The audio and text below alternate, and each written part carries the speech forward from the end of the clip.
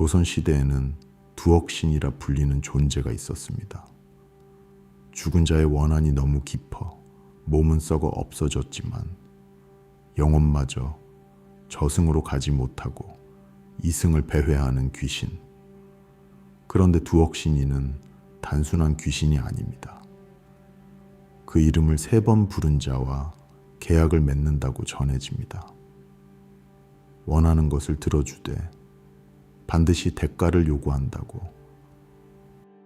조선 순조 제위 시절 나는 경기도 광주 어느 산골 마을에 새로 부임한 서당의 훈장이었습니다. 26, 과거에 2번 떨어지고 더 이상 한양에 있을 체면이 없어 낙향한 것이나 다름없는 신세였지요. 마을 이름은 귀목동이었습니다. 귀신귀, 나무목. 처음 그 이름을 들었을 때 저는 그냥 지명이거니 했습니다. 하지만 막상 도착해 보니 마을 어귀에는 수백 년은 좋게 됐을 느티나무 한 그루가 서 있었고 그 나무 밑동에는 금줄이 빙빙 감겨 있었습니다. 동네 안악들은 그 나무 앞을 지날 때면 눈을 내리깔고 빠른 걸음으로 지나쳤습니다. 분장날이 저 나무 앞에선 절대 혼자 서지 마세요. 처음 저에게 방을 내어준 이장 어르신이 그렇게 말했습니다. 저는 속으로 웃었습니다. 미신이라 생각했으니까요. 서당 생활은 그럭저럭 괜찮았습니다. 아이들은 영특했고 마을 사람들은 나그네에게 그리 박정하지 않았습니다. 다만 이상한 점이 있었다면 마을 사람 중 누구도 밤에는 절대 혼자 다니지 않는다는 것이었습니다. 심지어 오줌이 마려워도 반드시 둘이 짝을 지어 뒷간을 갔으니까요. 제가 그 이유를 물으면 사람들은 하나같이 입을 다물거나 화제를 돌렸습니다. 그런데 어느 날 밤 저는 잠이 오지 않아 혼자 뒤란에 나갔습니다. 달도 없는 어두운 밤이었습니다. 그리고 그때 처음으로 들었습니다. 저기요. 낮고 쉰 목소리였습니다. 아이 같기도 노인 같기도 한 목소리. 저는 뒤를 돌아봤습니다. 아무도 없었습니다. 그 순간 뒷덜미가 오싹하게 서늘해졌고 저도 모르게 방 안으로 뛰어들어갔습니다. 그 일 이후로 저는 며칠 동안 이상한 꿈을 꾸었습니다.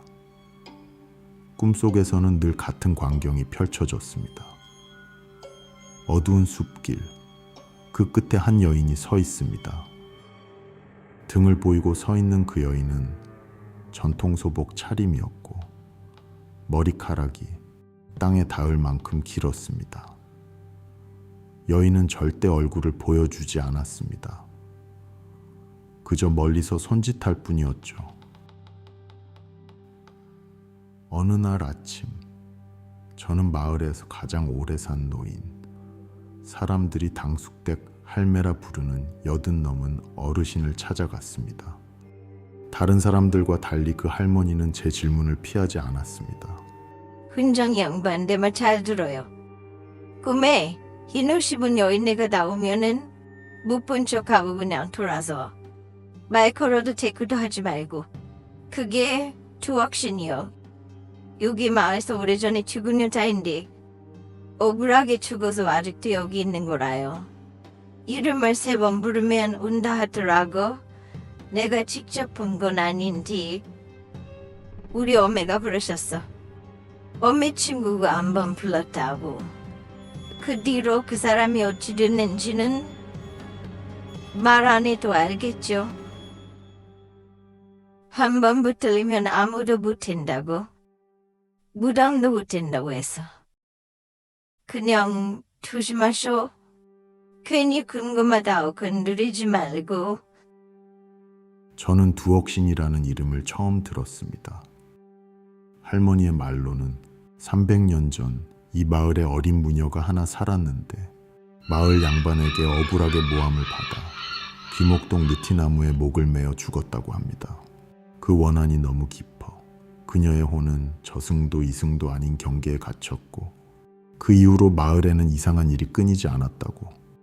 그날 밤이었습니다. 저는 할머니의 이야기를 반쯤 흘려들은 채 서당 마루에 앉아 붓글씨를 쓰고 있었습니다. 그러다 문득 이런 생각이 들었습니다. 이름을 3번 부르면 찾아온다고? 지식인이 미신을 시험해 보는 것쯤은 괜찮지 않겠는가 하고요. 어리석었습니다. 두억신이 촛불이 흔들렸습니다. 두억신이 방 안 온도가 뚝 떨어졌습니다. 입김이 하얗게 보일 지경이었으니까요. 두억신이 촛불이 꺼졌습니다. 완전한 어둠. 그리고 문이 열렸습니다. 아무도 없는 방향으로. 저는 숨을 참았습니다. 어둠 속에서 눈을 뜨고 있어도 손가락 하나 보이지 않았습니다. 그런데 그때였습니다. 방 안에 무언가가 생겼습니다. 생겼다는 표현도 맞지 않습니다. 원래부터 거기 있었는데 제가 이제야 느끼게 된 것 같은 그런 감각이었습니다. 형체라고 부르기도 애매했습니다. 사람처럼 보였지만 사람이 아니었습니다. 연기처럼 흐릿했고 그것이 서 있는 곳에는 달빛조차 닿지 않았습니다. 빛이 그것을 피하는 것 같았습니다. 그때 머릿속에서 무언가가 울렸습니다. 그게 전부였습니다. 단 한 글자. 그런데 그 순간 저는 깨달았습니다. 이것이 지금 새어둔 것이 아니라는 것을. 제가 이름을 처음 입에 올린 그 순간부터 이미 새고 있었다는 것을. 저는 한마디도 못하고 벽에 등을 붙였습니다. 무릎이 떨렸습니다. 도망치고 싶었지만 발이 바닥에 붙은 것처럼 떨어지지 않았습니다. 그 순간 소리가 머릿속에 다시 울렸습니다. 왔다. 이제 단어들이었습니다. 하지만 제가 들은 게 아니었습니다. 제 머리 안에서 돋아난 것 같았습니다. 마치 제 생각인 것처럼. 하지만 분명히 제 생각이 아닌. 형체가 천천히 제 쪽으로 다가왔습니다. 저는 떨리는 목소리로 겨우 한마디를 뱉었습니다. 뭘 원하는 겁니까? 아주 오랜 침묵이었습니다. 너무 길어서 저는 혹시 사라진 게 아닌가 싶었습니다. 그런데 그때 머릿속에 다시 무언가가 새겨졌습니다. 이번에는 단어가 아니었습니다. 감각이었습니다. 느닷없이 가슴 속으로 쏟아져 들어오는 감각, 억울함이었습니다. 말로 설명할 수 없는 300년치의 억울함이 한꺼번에 제 안으로 밀려들었습니다.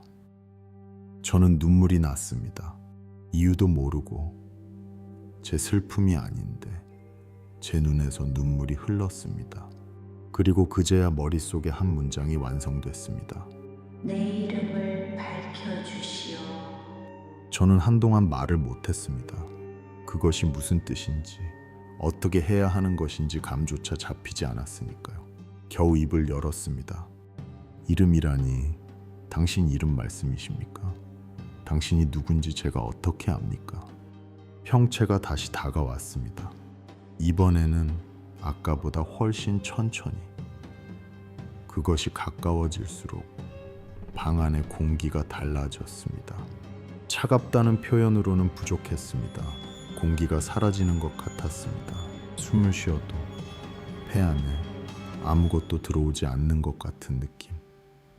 그때 제 발 앞에 무언가가 떨어졌습니다. 저는 반사적으로 시선을 내렸습니다. 어둠 속에서도 그것이 무엇인지 알 수 있었습니다. 종이였습니다. 낡은 서찰 한 장.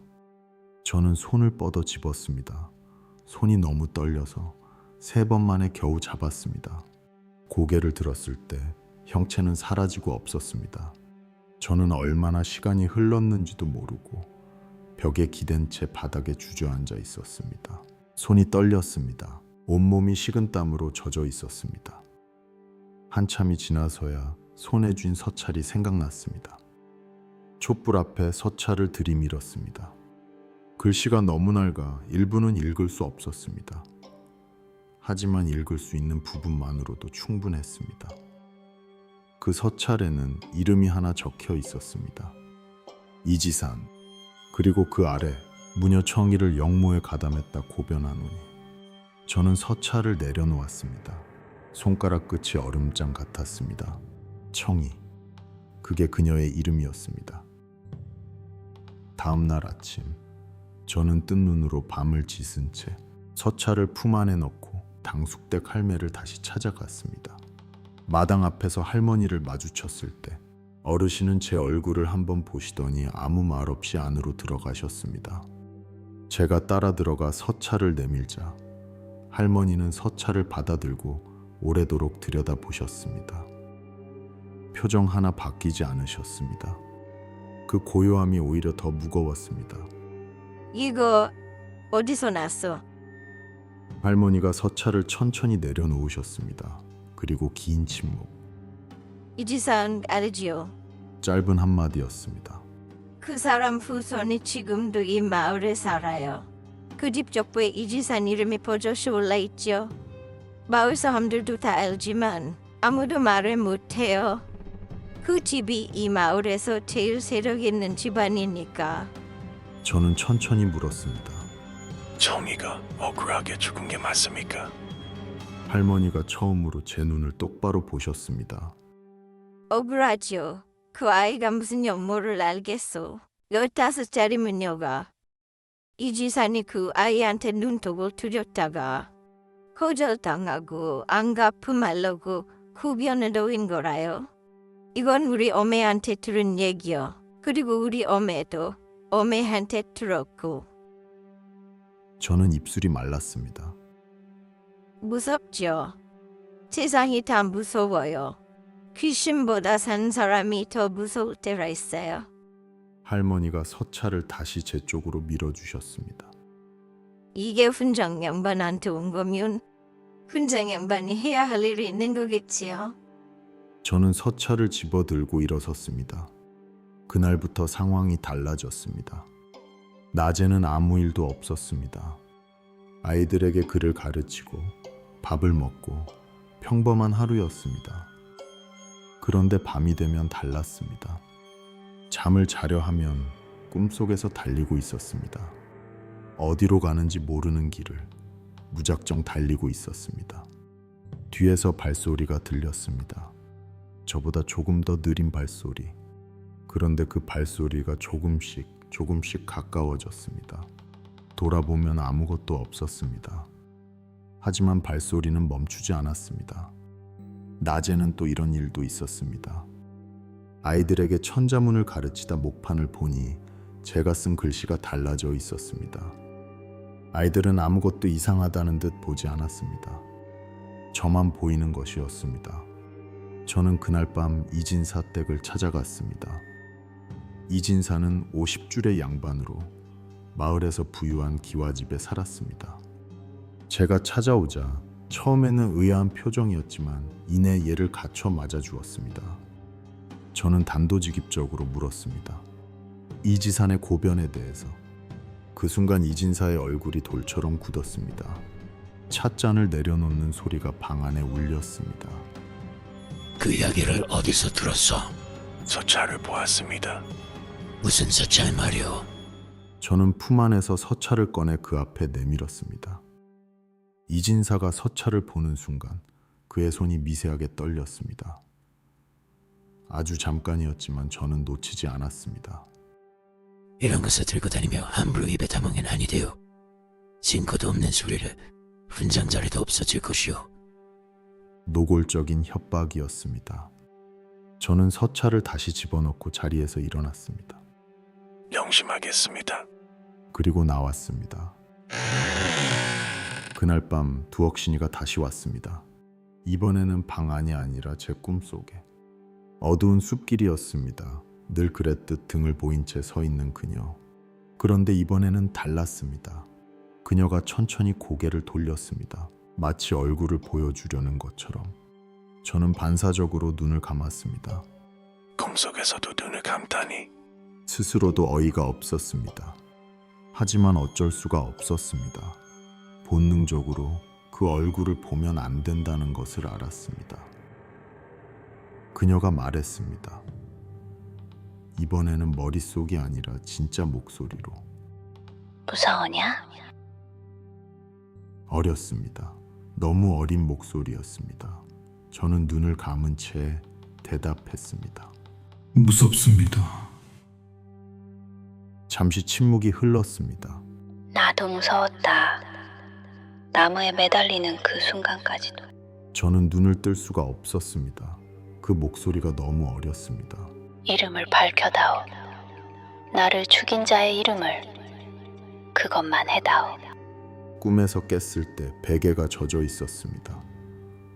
제 눈물인지 아닌지 알 수 없었습니다. 꿈에서 깨고 아침부터 저는 붓을 들었습니다. 이진사를 정면으로 대적하는 것은 불가능했습니다. 저는 이 마을에 뿌리 하나 없는 외지인이었고 그는 3대째 이 마을을 쥐고 있는 양반이었습니다. 고변을 넣을 수도 있었지만 증거라고는 낡아빠진 서찰 한 장뿐이었습니다. 관에 들고 가봐야 비웃음만 살 터였습니다. 하지만 제게는 붓이 있었습니다. 그리고 저는 훈장이었습니다.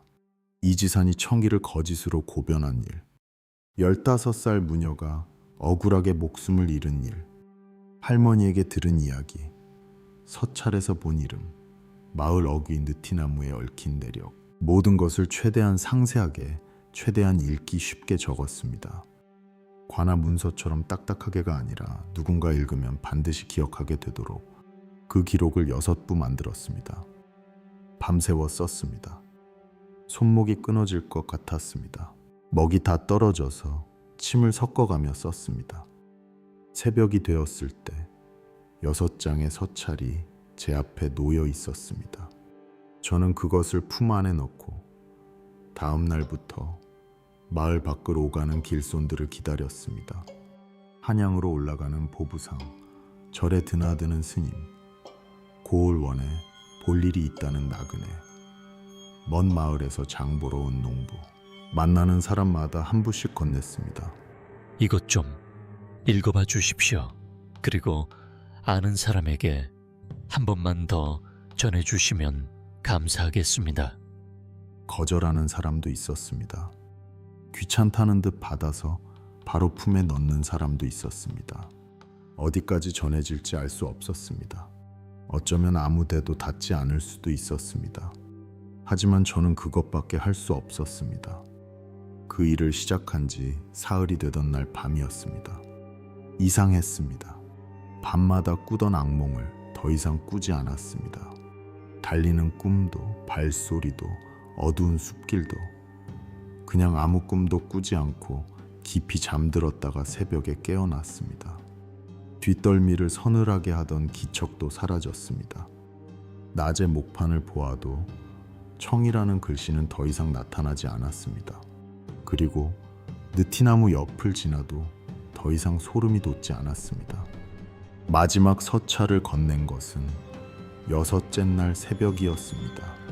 한양 방향으로 떠나는 젊은 선비에게 건넸습니다. 그는 서찰을 펼쳐 한 줄 읽더니 저를 이상한 눈으로 쳐다봤습니다. 저는 그냥 꾸벅 인사하고 돌아섰습니다. 돌아오는 길이었습니다. 느티나무 앞을 지나다 발이 멈췄습니다. 무언가에 이끌린 것처럼 자연스럽게 나무 밑동으로 눈길이 갔습니다. 금줄 사이에 작은 돌 하나가 새로 놓여 있었습니다.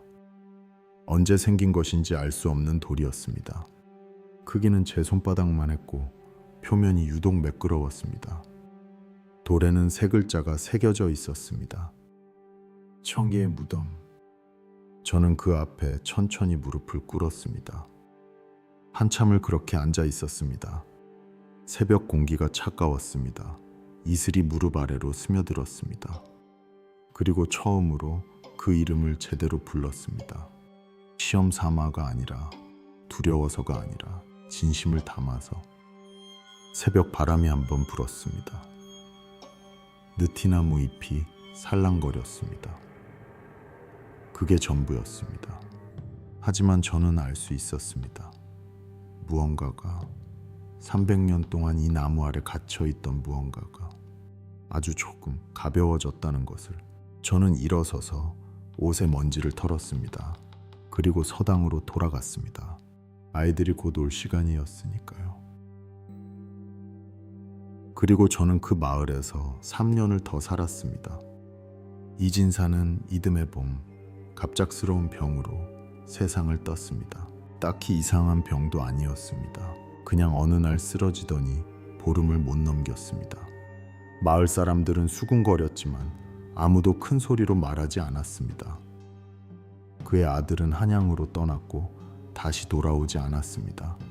당숙댁 할매는 제가 떠나기 전날 제 손을 꼭 잡으셨습니다.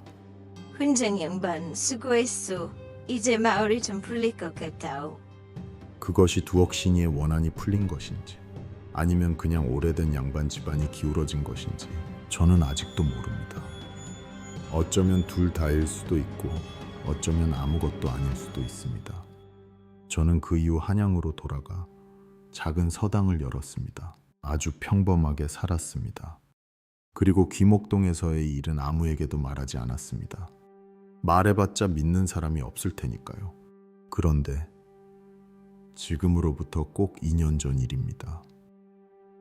저는 오래된 문서를 정리하다가 그때 만들었던 서찰 중 한 부를 발견했습니다. 분명히 6부를 전부 건넸는데 어딘가에서 돌아온 것인지 아니면 제가 모르게 한 부를 간직하고 있었던 것인지 알 수 없었습니다. 떨리는 손으로 서찰을 펼쳤습니다. 내용은 똑같았습니다. 제가 쓴 글씨, 제가 기억하는 내용. 그런데 맨 마지막 줄, 제가 분명히 쓰지 않은 글씨가 한 줄 덧붙어 있었습니다. 부채였습니다. 하지만 제 글씨가 아니었습니다. 획이 가늘고 떨렸습니다. 마치 손에 힘이 없는 사람이 아니면 손이 없는 누군가가 쓴 것처럼. 아직 끝나지 않았다. 저는 서찰을 덮었습니다. 그리고 한참 동안 그 자리에 앉아 있었습니다. 창밖에서 바람이 불었습니다. 느티나무가 없는 한양 한복판인데도 그 바람 소리가 묘하게 낯익었습니다. 저는 생각했습니다. 이 마을에 아직 내가 모르는 억울한 죽음이 더 있는 것일까? 아니면 청이가 아직도 떠나지 못한 것일까? 아니면 이것은 제 상상입니다만 두억신이의 계약은 나 한 사람으로 끝난 것이 아닐지도 모른다는 것을. 지금 이 이야기를 듣고 계신 여러분 중에 혹시 오늘 밤 꿈에서 어두운 숲길을 걷고 있고 그 끝에 서 있는 여인이 손짓을 한다면 제발 따라가지 마세요. 그리고 무슨 일이 있어도 그 이름을 3번 부르지 마세요. 아직 끝나지 않았다. 는 그 한 줄 누가 썼다고 생각하시나요? 지금 이 이야기도 어딘가로 전해지고 있겠지요. 청이의 이야기가 더 많은 사람에게 닿을 수 있도록 좋아요와 구독 부탁드립니다. 300년을 기다린 이름이니까요.